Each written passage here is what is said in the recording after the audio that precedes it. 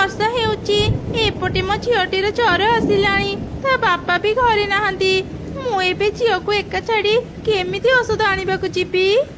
ମା ମା ମତେ ଭାରି କଷ୍ଟ ହେଉଛି ମା। ଆଉ ଟିକେ ଧୈର୍ଯ୍ୟ ଧର ମା। ବାହାରି ପ୍ରବଳ ବର୍ଷା। ମୁଁ କେମିତି ଔଷଧ ଆଣିବାକୁ ଯିବି? ମୁଁ ଶୁଣିଥିଲି କାଉ ଭଉଣୀଙ୍କ ଝିଅର ଦେହ ଭୀଷଣ ଖରାପ। ଏଇ ବର୍ଷାରେ ସେ ଔଷଧ ଆଣିପାରିଲା ନା ନାହିଁ। ମୁଁ ଥରେ ଦେଖି ଆସେ।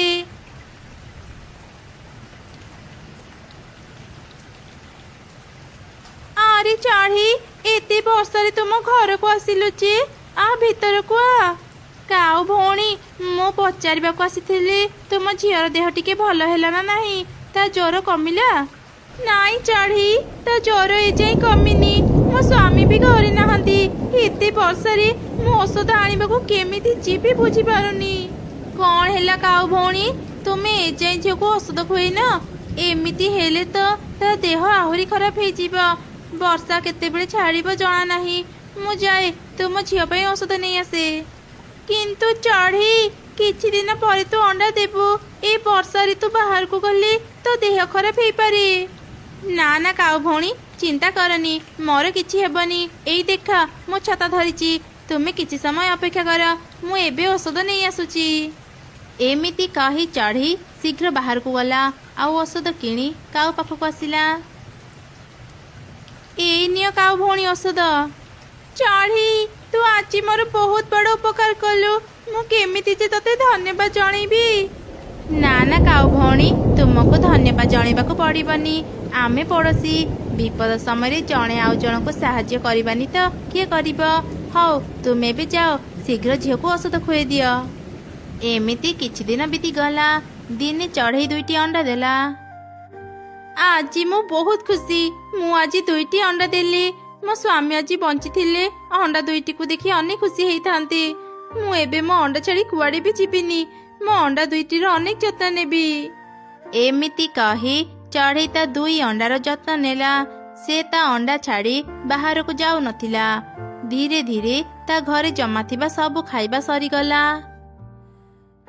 ଭାରି ଭୋକ ଲାଗୁଛି, କିନ୍ତୁ ଘରେ ତ ଆଉ ଖାଇବା ନାହିଁ। ଏପଟେ ଅଣ୍ଡା ଛାଡ଼ି ମୁଁ ବାହାରକୁ ବି ଯାଇପାରିବିନି। ମୁଁ ଏ କେମିତିକା ଅସୁବିଧାରେ ପଡ଼ିଗଲି।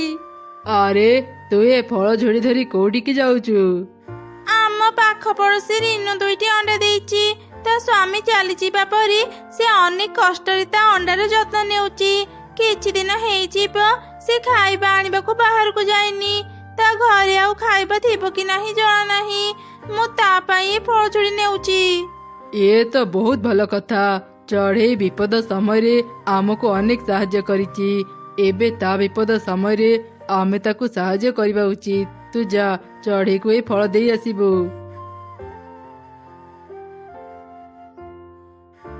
ଚଢ଼ି, ଏଇ ନେ କିଛି ମିଠା ଫଳ। ତ ଘରେ ଖାଇବା ସରି ଯାଇଥିବଣି। କାଉ ଭଉଣୀ, ତୁମକୁ ଅନେକ ଅନେକ ଧନ୍ୟବାଦ। ଏବେ ମତେ ଭୋକ ଲାଗୁଥିଲା। ମୁଁ ମୋ ଅଣ୍ଡା ଛାଡ଼ି ବାହାରକୁ କେମିତି ଯିବି ଚିନ୍ତାରେ ଥିଲି। ତୁମେ ମୋର ଚିନ୍ତା ଦୂର କରିଦେଲ। ଆରେ ନା ନା, ଆଉ ଧନ୍ୟବାଦ ଦେବାକୁ ପଡ଼ିବନି। ଆମେ ସବୁବେଳେ ତ ପାଖରେ ଅଛୁ। ତୁ ନିଜର ଆଉ ତ ଅଣ୍ଡାର ଯତ୍ନ ନେ। ଆଚ୍ଛା, ଏବେ ତ ଅଣ୍ଡା ସବୁ କେମିତି ଅଛି? ମୋର 2 ଅଣ୍ଡା ଭଲ ଅଛି କାଉ ଭଉଣୀ। କିଛି ଦିନ ପରେ ହିଁ ମୋ ଅଣ୍ଡାରେ ଛୁଆ ବାହାରିବେ। ତାହେଲେ ତ ବହୁତ ଭଲ କଥା। ହଉ ଚଢ଼େଇ, ତୁ ଏବେ ତ ଅଣ୍ଡାର ଯତ୍ନ ନେ। ମୁଁ ଘରକୁ ଯାଉଛି। କିଛି ଦରକାର ହେଲେ ମତେ ଡାକିବୁ। ଏମିତି କହି କାଉ ସେଠାରୁ ଚାଲିଗଲା। କିଛି ଦିନ ପରେ ଚଢ଼େଇର 1 ଅଣ୍ଡାରୁ ଛୁଆ ବାହାରିଲା। ଆରେ, ଏଇ ତ ମୋ ସୁନ୍ଦର ଝିଅ ଅଣ୍ଡାରୁ ବାହାରିଲା। କିନ୍ତୁ ଆର ଅଣ୍ଡାରୁ ଏଯାଏଁ ଛୁଆ କାହିଁକି ବାହାରିଲାନି? ତାହେଲେ କ'ଣ ମୋ ଆର ଅଣ୍ଡାଟି? ନା ନା, ମୋ ଅଣ୍ଡା ଖରାପ ହେଇନଥିବ। କିଛି ଦିନ ଅପେକ୍ଷା କରି ମୋ ଅଣ୍ଡାରୁ ନିଶ୍ଚୟ ଛୁଆ ବାହାରିବ। ମା ମା, ମୁଁ ଅଣ୍ଡାରୁ ବାହାରି ଗଲି। ତୁମେ କ'ଣ ମତେ ଦେଖି ଖୁସି ନାହଁ? ଏମିତି ମନ ଦୁଃଖ କାହିଁକି କରୁଛ? ନାଇଁ ରେ ମା, ମୁଁ ତତେ ଦେଖି ଅନେକ ଖୁସି। ତୁ ମୋର ସୁନା ଝିଅ। ମୁଁ ତୋର ଭଉଣୀ ପାଇଁ ଚିନ୍ତା କରୁଥିଲି। ସେ ଏଯାଏଁ ଅଣ୍ଡାରୁ ବାହାରିନି। ଚିନ୍ତା କରନି ମା, ଭଉଣୀ ଖୁବ୍ ଶୀଘ୍ର ଅଣ୍ଡାରୁ ବାହାରିବ। ତାପରେ ଆମେ 2 ଜଣ ମିଶି ଖେଳିବୁ। ମା ମା, ମତେ ଭାରି ଭୋକ ଲାଗିଲାଣି। କିଛି ଖାଇବାକୁ ଦିଅ ନା।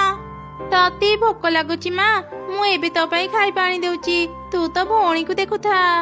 ତାପରେ ଚଢ଼େଇ କାଉ ପାଖକୁ ଗଲା। ଆଉ ତାକୁ କିଛି ଖାଇବା ମାଗିଲା। କାଉ ଚଢ଼େଇକୁ କିଛି ମିଠା ଫଳ ଦେଲା। ଚଢ଼େଇ ଏଇ ନେ, ଏଇ ମିଠା ଫଳ ଖାଇଲେ ତୋ ଝିଅ ଖୁବ୍ ଶୀଘ୍ର ବଡ ହେବ। ଆଚ୍ଛା ଚଢ଼େଇ, ତୋର ଆର ଅଣ୍ଡାରୁ କୋଉ ଛୁଆ ବାହାରିଲା?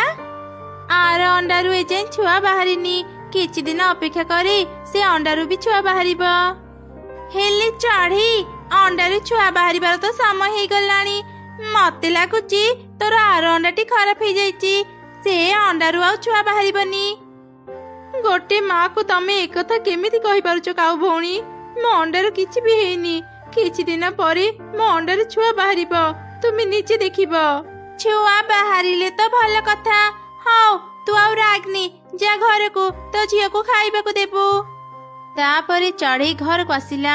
ସେ ତା ଝିଅକୁ ଖାଇବାକୁ ଦେଇ ପୁଣି ଥରେ ଅଣ୍ଡା ଉପରେ ବସିଲା। ଏହିପରି କିଛି ଦିନ ବିତିଗଲା। ହେଲେ ଚଢ଼େଇର ଅଣ୍ଡାରୁ ଛୁଆ ବାହାରିଲାନି। ଜଙ୍ଗଲର ଅନ୍ୟ ଚଢ଼େଇ ମାନେ ବି ଏକଥା ଜାଣିବାକୁ ପାଇଲେ। ଚଢ଼େଇ ତା ଅଣ୍ଡା ପାଇଁ ପାଗଳି ହେଇଗଲାଣି। ଗୋଟେ ମାସ ହେଲାଣି ତା ଅଣ୍ଡାରୁ ଛୁଆ ବାହାରୁନି। ଅଣ୍ଡାଟି ନଷ୍ଟ ହେଇଯାଇଥିବ। ହେଲେ ଚଢ଼େଇକୁ କିଏ ବୁଝେଇବ? ସେ କାହା କଥା ଶୁଣୁନି। ଖାଲି କହୁଛି ଦିନେ ଦିନେ ମୋ ଅଣ୍ଡାରୁ ଛୁଆ ବାହାରିବ। ସେ ଅଣ୍ଡା ପାଇଁ ତା ଭଲ ଝିଅର ବି ସେ ଯତ୍ନ ନେଇ ପାରୁନି। ଆରେ ଆରେ, ଇଏ ତ ବହୁତ ଅସୁବିଧାର କଥା। ଚଢ଼େଇକୁ ଏବେ ଧୈର୍ଯ୍ୟ ଧରିବାକୁ ହେବ। ସେ ଅଣ୍ଡା ପାଇଁ ତା ଝିଅର ଯତ୍ନ ନ ନେଲେ ଝିଅଟି ବଡ ହେବ କେମିତି? ଚାଲ ସମସ୍ତେ ଯାଇ ଚଢ଼େଇକୁ ଥରେ ବୁଝେଇବା। ଆମ ସମସ୍ତଙ୍କ କଥା ଶୁଣି ସେ ହୁଏତ ବୁଝିଯିବ। ହଁ ହଁ, ଠିକ କଥା। ଚାଲ ସମସ୍ତେ ଚଢ଼େଇ ପାଖକୁ ଯିବା। ଚଢ଼େଇର ଝିଅ ପାଇଁ କିଛି ଖାଇବା ନେଇଦେବା। ଏମିତି କଥା ହେଇ ସମସ୍ତେ ଚଢ଼େଇର ଘରକୁ ଗଲେ। ସେତେବେଳେ ଚଢ଼େଇ ତା ଅଣ୍ଡାକୁ ଦେଖି କାନ୍ଦୁଥିଲା। ମାରେ, ତୁ ଜଲ୍ଦି ଅଣ୍ଡାରୁ ବାହାରିଆ। ମୁଁ ଆଉ କେତେ ଦିନ ଅପେକ୍ଷା କରିବି କହିଲୁ? ଦେଖ ଦେଖ, ଚଢ଼େଇ ତା ଅଣ୍ଡା ପାଇଁ କେମିତି ପାଗଳି ହେଇଗଲାଣି। ଏଇ ଚଢ଼େଇ, ତୋ ମୁଣ୍ଡ ଠିକ ଅଛି ତ? ପଚା ଅଣ୍ଡା ସହ ଏମିତି କଥା କାହିଁକି ହେଉଛୁ? ତୁ ଟିକେ ବୁଝିବାକୁ ଚେଷ୍ଟା କର। ତୋ ଅଣ୍ଡା ନଷ୍ଟ ହେଇଯାଇଛି। ତୋ ଅଣ୍ଡାରୁ ଆଉ ଛୁଆ ବାହାରିବନି। ନା, ତମେ ମାନେ ମିଛ କହୁଛ। ମୋ ଅଣ୍ଡାରୁ କିଛି ବି ହେଇନି।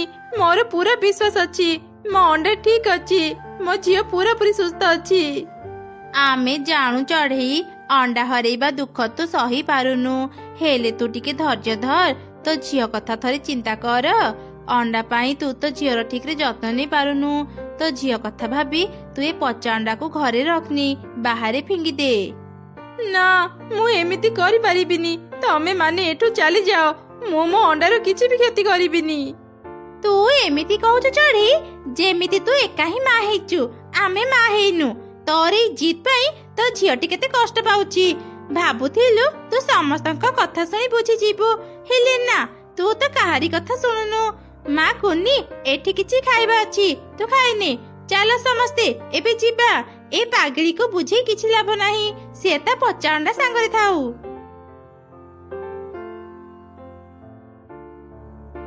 ମା ମା, ସମସ୍ତେ କହିଲେ ଯେ ଅଣ୍ଡାଟି ପଚି ଯାଇଛି।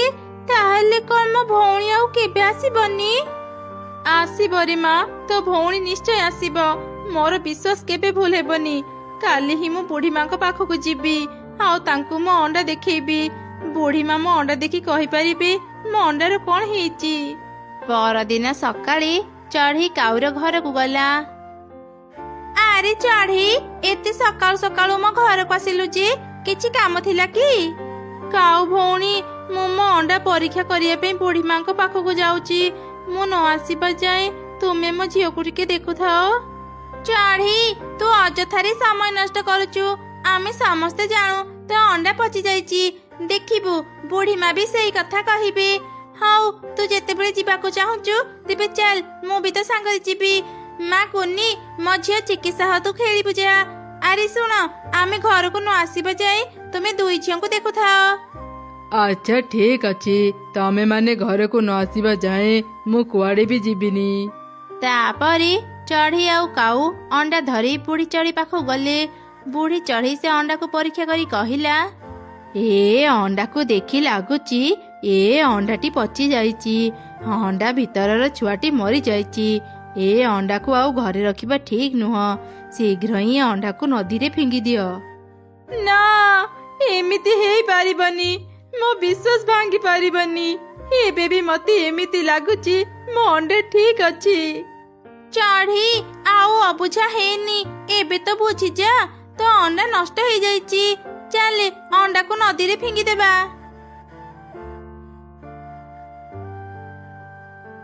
ଚଢ଼େଇ ମତେ ତ ଅଣ୍ଡା ଦେ, ମୁଁ ନଦୀରେ ଫିଙ୍ଗିଦେବି। ନା, ମୋ ଅଣ୍ଡା ମୁଁ ଦେବିନି, ମୋ ଅଣ୍ଡାର କିଛି ବି ହେଇନି।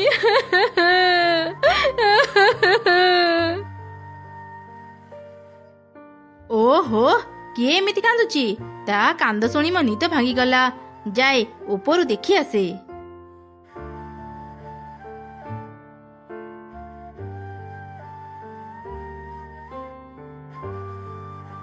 କଣ ଜଳପରି, ତୁମେ ଏଇ ନଦୀରେ ରୁହ? ହଁ, ମୁଁ ଏଇ ନଦୀ ଭିତରେ ରୁହେ। ମୁଁ ଏବେ ଶୋଇଥିଲି, ହେଲେ ତମମାନଙ୍କ କାନ୍ଦ ଶୁଣି ମୋ ନିଦ ଭାଙ୍ଗିଗଲା। କଣ ହେଇଛି ତମେ ମାନେ ମତେ ଟିକେ କହିପାରିବ? ଚଢ଼େଇ ଜଳପରୀକୁ ସବୁ ଘଟଣା କହିଲା। ସେ ଅଣ୍ଡା ମତେ ଦେଲୁ ଚଢ଼େଇ, ମୁଁ ସେ ଅଣ୍ଡାକୁ ପରୀକ୍ଷା କରିବି।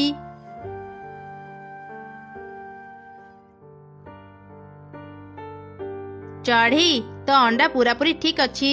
ତ ଅଣ୍ଡା ଭିତରେ ଯୋଉ ଛୁଆ ଅଛି ସେ ଭାରି ଅଳସୁଆ, ସେ ଅଣ୍ଡାରୁ ବାହାରିବାକୁ ହିଁ ଚାହୁଁନି।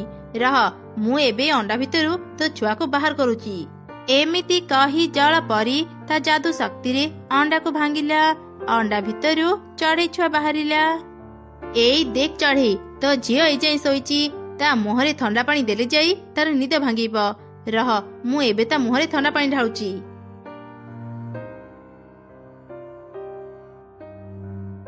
ମୋ ଝିଅ, ତୁମକୁ ବହୁତ ବହୁତ ଧନ୍ୟବାଦ ଜଳପରୀ। ମୋର ପୁରା ବିଶ୍ୱାସ ଥିଲା ମୋ ଝିଅ ଠିକ ଥିବ। ସତରେ ଚଢ଼େଇ, ତୋ ବିଶ୍ୱାସ ଆଗରେ ଆମେ ହାରିଗଲୁ। ତୋର ଦୃଢ ବିଶ୍ୱାସ ପାଇଁ ତୁ ଆଜି ତ ଝିଅକୁ ପାଇଲୁ। ଚାଲ କାଉ ଭଉଣୀ, ଏବେ ଘରକୁ ଯିବା ଆଉ ସମସ୍ତଙ୍କୁ ଏ ଖବର ଦେବା। ତାପରେ ସେମାନେ ଜଙ୍ଗଲ ଭିତରକୁ ଫେରିଗଲେ ଆଉ ସମସ୍ତଙ୍କୁ ସବୁ ଘଟଣା କହିଲେ।